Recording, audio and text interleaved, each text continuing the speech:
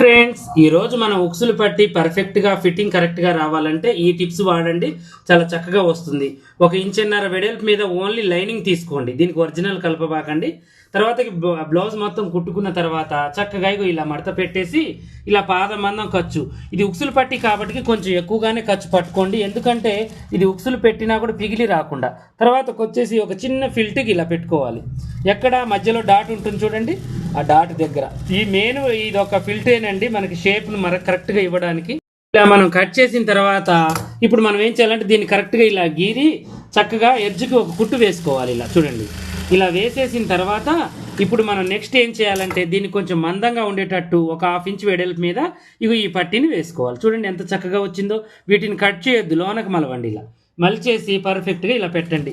ఉక్సుల పట్టీకి చిన్న కుట్టు పెట్టాలండి. ఎప్పటికైనా కూడా చిన్న కుట్టు, ఎక్కువ ఖర్చు పెట్టాలి. గుంజొద్దు ఉక్సుల పట్టీ, ఎందుకంటే కాజాల పట్టీ కంటే మించి ఉంటుంది. గుంజితే నిమడాలి ఎక్కడికక్కడికి. ఓకేనా? ఇక ఇలాగే మరిన్ని మంచి మంచి వీడియోస్, మంచి మంచి టిప్స్ కావాలంటే మమ్మల్ని ఫాలో అవుతూ ఉండండి.